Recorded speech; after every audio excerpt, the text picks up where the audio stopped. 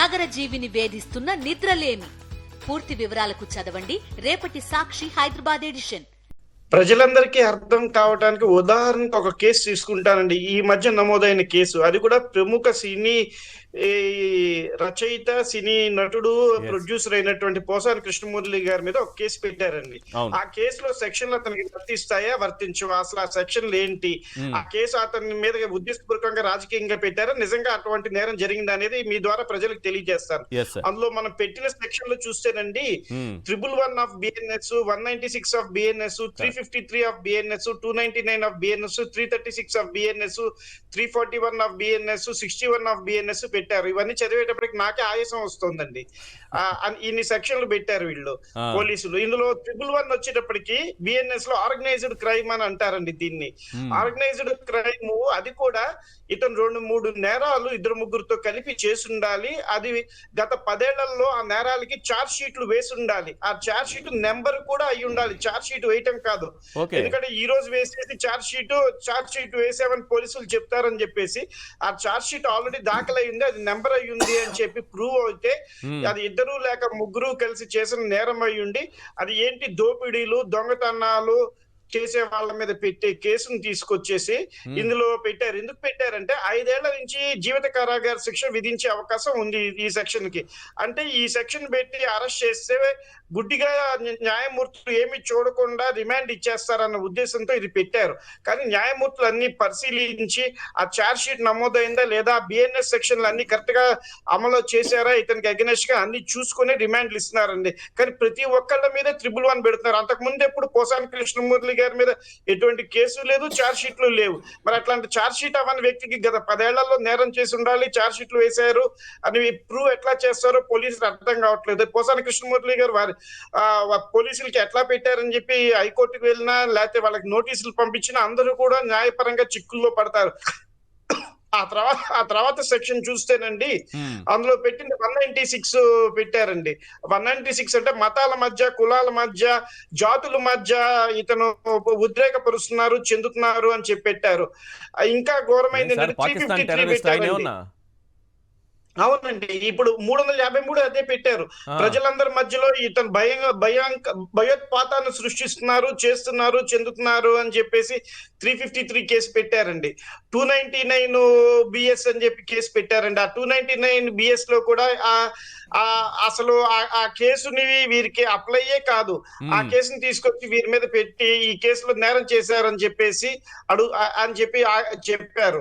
336 of BNS పెట్టారన్న. అదేంటంటే electric రికార్డుని tampering చేసి దాని ద్వారా ఉద్దేశపూర్వకంగా ఏదన్నా దొంగతనాలు, దోపిడీలు చేసి డబ్బులు కొట్టేయటం అవన్నీ చేసిన వాళ్ళకి ఆ సెక్షన్లు పెడతారండి. అవన్నీ తీసుకొచ్చి 7 ఏళ్ల పైన ఉన్నవన్నీ తీసుకొచ్చి బెయిల్ రాకూడదని కక్షపూరితంగా పోసాని కృష్ణమురళి గారి మీద పెట్టారు.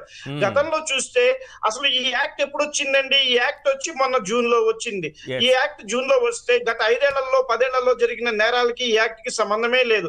చంద్రబాబు నాయుడు గారి మీద సెక్షన్ 17 పెడితే అప్పట్లో ఈ యాక్ట్ నాకు చెల్లదు, ఈ సెక్షన్ నాకు చెల్లదు అని చెప్పేసి వారు హైకోర్టుకి, సుప్రీం కోర్టుకి వెళ్ళారు. ఇంకా సుప్రీం కోర్టులో జడ్జిమెంట్ పెండింగ్ లో ఉంది. అట్లాంటిది ఇప్పుడు ప్రతి ఒక్కళ్ళ మీద మరి వారికి తెలిసి పెడుతున్నారో తెలియక పెడుతున్నారో తెలియదు, ప్రతి ఒక్కళ్ళ మీద కూడా జీవిత కారాగార శిక్షలు, మర్డర్ కేసులు పెడుతూ వస్తున్నారు. పోసాని కృష్ణమురళి గారి మీద కూడా ఇదే విధంగా కావాలని రాజకీయ కక్షపూరితంగా పెట్టారు. అతని మీద ఇట్లా వీరి మీదే కాకుండా ప్రతి సోషల్ మీడియా కార్యకర్త మీద కూడా ఇవే కేసులు పెడుతున్నారు. ఉదాహరణకి ఇవి చెప్తున్నారు, ఈ కేసులు ఏవి కూడా వీళ్ళకి ఎవరికి వర్తించవు, చేయవు. కేవలం దారి దోపిడీలు చేసి, ఎవరన్నా మర్డర్లు చేసి, ఎక్స్టార్షన్ చేసి 10 ఏళ్లలో ఛార్జ్ షీట్లు నమోదయ్యి ఉంటేనే చేస్తారు. అది కూడా 2-3 కలిసి ఉండాలి. వీళ్ళు సిండికేట్ అయ్యారు, వీళ్ళందరూ ఒక ఆర్గనైజ్డ్ క్రైమ్ 10 ఏళ్లగా చేస్తున్నారని కూడా నిరూపించాలి పోలీసులు. మరి పోసాని కృష్ణమురళి గారు మీడియా ముందు కూర్చుంటారు, ఒక పేపర్ ఉండదు, ఏముండదు, మైండ్ లో వారికి ఏదో వస్తే అది చెప్తూ ఉంటారు. అందులో మరి కాన్స్పిరసీ ఎక్కడుంది, కుట్ర ఎక్కడుందో అర్థం కావట్లేదు. ఎవరన్నా చూసి చదువుతున్నారు అనుకోండి, ఎవరో చెప్పింది చేస్తున్నారు, చెందుతున్నారు అనుకోవచ్చు.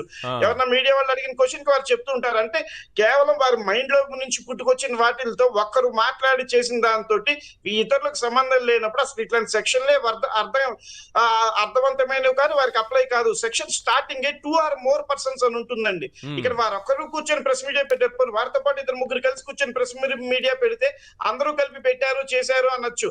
వారు ఒక్కరే ప్రెస్ మీట్ పెడితే ఎవరైతే చేస్తే కూడా వారి మీద ఇట్లాంటి దారుణమైన కేసులు పెట్టడం చేయటం ఇదంతా చూస్తుంటే కేవలం రాజకీయ ప్రేరితమైన కేసులే తప్ప చట్టపరంగా నిలిచే కేసులు మాత్రం కావు. సోషల్ మీడియా కార్యకర్తలందరూ ధైర్యంగా ఉండొచ్చు. ఈ కేసులన్నీ కూడా చట్ట పరిధిలో గాలికి దీపం కొట్టుకుపోయినట్టుగా కొట్టుకుపోతాయని చెప్పేసి మీ ద్వారా ప్రజలకు తెలియజేస్తున్నారు. అయినా సార్ ప్రెస్ మీట్ పెట్టినా ఇంత భయంకరమైన సెక్షన్లు, పోస్ట్ పెట్టినా ఇంత భయంకరమైన సెక్షన్లు, ఇవి నిలబడవని మీరు అంటున్నారు. ఓకే, ఒక లాయర్గా మీరు చెప్తున్నారు, మీ అనుభవంతో చెప్తున్నారు. కోర్టులేమీ అంత ఈజీగా చూస్తూ ఊరుకోవి, నిలబడవు అంటున్నారు. కానీ సార్ ఇవి తేలేటప్పటికీ, ఈయన తప్పు చేయలేదని తేలేటప్పటికి ఎన్నేళ్ళు పడుతుందో తెలియదు. అప్పటి వరకు కోర్టుల చుట్టూ తిరుగుతూ ఉండాలి. ఇదంతా తెలిసే ఉద్దేశపూర్వకంగా వీళ్ళని కొంతకాలం జైల్లో రిమాండ్లో ఉంచాలి, కొంతకాలం కోర్టుల చుట్టూ తిప్పి తిప్పి తిప్పి వాళ్ళ జీవితం అయిపోవాలి. ఇట్లాంటి కుట్ర ఏమన్నా ఉందనుకోవచ్చా ఈ సెక్షన్ కింద పెడుతున్నారంటే? నేను అనుకోవటం ఈ సెక్షన్ కింద ఏదైతే పెట్టారో అది హైకోర్టుని ఆశ్రయించగానే హైకోర్టు పోలీసులకు నోటీస్ పంపించి there is no satisfactory ingredients what spelt in section 111 of BNS అని చెప్పి హైకోర్టు వారు పేర్కొని అందులో 111 లో ఏముంది, మీరు ఎట్లా పెట్టారు అని చెప్పి అక్షింతలు వేసి ముట్టుకాయలు కొట్టి ఆ సెక్షన్లు తీయించేసి ఆ కేసు మీద స్టే ఇవ్వడానికి 100% అవకాశం ఉన్నాయండి. ఒక న్యాయవాదిగా న్యాయ పరిధిలో నాకు తెలిసింది చెప్తున్నాను. ఎందుకంటే సెక్షన్ లో ఏది చెప్పిందో దానికి తగ్గట్టుగా కేసులు పెట్టాలి తప్ప సెక్షన్ లో ఒకటి చెప్తుంటే ఏదో జీవిత కారాగార శిక్షలు పడాలని చెప్పి ప్రతి ఒక్కళ్ళ మీద ఇట్లాంటి కేసులు పెడితే చట్టము ఒప్పుకోదండి. క్లియర్ కట్ గా ఇది వర్తించదు అని చెప్పి అర్థమవుతుంది.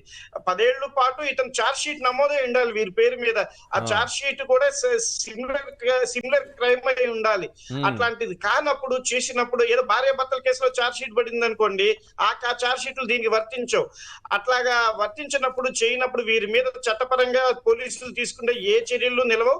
కేవలం పైన వాళ్ళ బాసుల్ని క్షణకాలం సాటిస్ఫై చేయడానికి, తృప్తి పొందించడానికి ఈ సెక్షన్ పెట్టి మేము పిలుస్తున్నామండి, రిమాండ్లకు ట్రై చేస్తున్నాము అని చెప్పేసి పై వాళ్ళకి చెప్పడం కోసమే పోలీసులు ఈ సెక్షన్లు పెడుతున్నారే తప్ప మీరు అన్నట్టుగా సంవత్సరాల తరబడి కూడా ఇది ఆగవు. ఈ కేసులు వెంటనే కూడా న్యాయ పరిధిలో వీటిని కొట్టివేయడానికి చాలా వరకు అవకాశం ఉందండి. అయినా మచ్చ మాత్రం అట్లానే ఉండిపోతుంది. ఆ ఎఫ్ఐఆర్ అనేది వారి రేపు వీసాకి వెళ్తున్నా, పాస్పోర్ట్ కి వెళ్తున్నా ఎఫ్ఐఆర్ గురించి చెప్పాల్సి వస్తుంది. దీనికి పిసిసి అడుగుతారు, క్లారిఫికేషన్ ఇవ్వాలి. వాళ్ళ పిల్లలకైనా సరే అందరికీ మచ్చగానే ఉండిపోతుంది. వారికి అన్ని విధాలుగా అన్యాయం అయితే జరిగినట్టేనండి. రైట్, ఫైనల్ గా ఒక విషయం చెప్పండి సార్. కొడాలి నానిపైన కూడా ఎఫ్ఐఆర్ నమోదైంది అని అంటున్నారు. ఇంకా సెక్షన్లు ఏంటో మనకు తెలియదు, ఇప్పటివరకు ఆ సెక్షన్ రాలేదు. కంప్లైంట్ కాపీ అయితే ఉంది కానీ ఎఫ్ఐఆర్లో ఏం రాశారనేది ఇప్పటివరకు తెలియదు.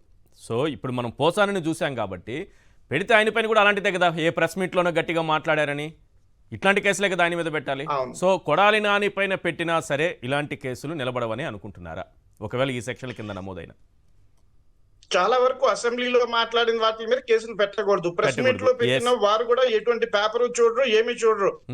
వారు ఏ కారు ఎక్కేటప్పుడు అసెంబ్లీ నుంచి బయటకు వచ్చేటప్పుడు మైక్ ఎవరో పెడితే ఆ మైక్ ముందు మాట్లాడతారే తప్ప ఇంకా పోసాని కృష్ణమురళి గారిలాగా చెప్పి కూడా ప్రెస్ మీట్ పెట్టవారు. వారు నడుచుకుంటూ వెళ్తుంటే వస్తారు జర్నలిస్టులు, వారికి చెప్తూ ఉంటారు. అవన్నీ కూడా ఆర్గనైజ్డ్ క్రైమ్ అని చెప్పి అనడానికే వీలు లేదు.